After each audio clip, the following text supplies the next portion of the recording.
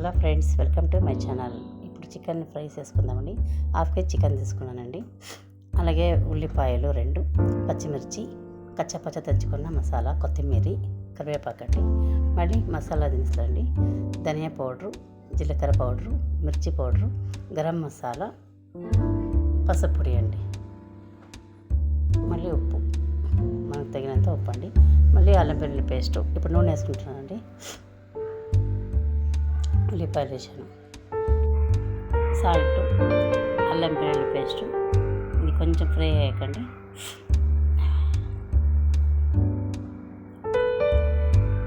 కొంచెం brown colour, కొంచెం పసుపు పొడి అండి.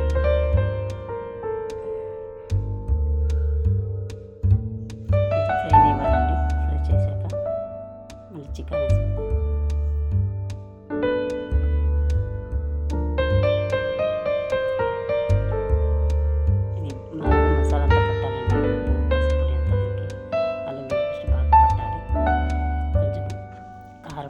కొంచెం ధనియాల పౌడర్, జీలకర్ర పౌడర్ అంతా వేసి మిక్స్ చేసుకుందామండి. కొంచెం తిని చూడండి, ఇలా ఉడుకుతుంది. చాలా అంటే చాలా బాగుంటుంది. కొంచెం పచ్చిమిర్చి అండి, 4 పచ్చిమిర్చి తీసుకొని చేసుకుని వేసుకున్నాను.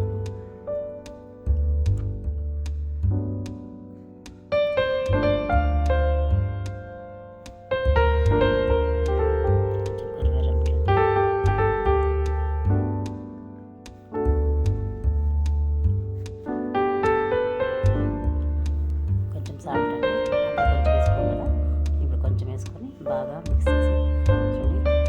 పచ్చ మసాలా దంచుకున్నామండి, అది వేసానండి. అది ఎలా అంటే కొంచెము చెక్క, లవంగము, దాల్చిన చెక్క, ఇవంతా యాలకి, ఇవంతా పచ్చ దంచుకొని అందులో యాడ్ చేసానండి. స్మెల్ కోసం బాగుంటుంది.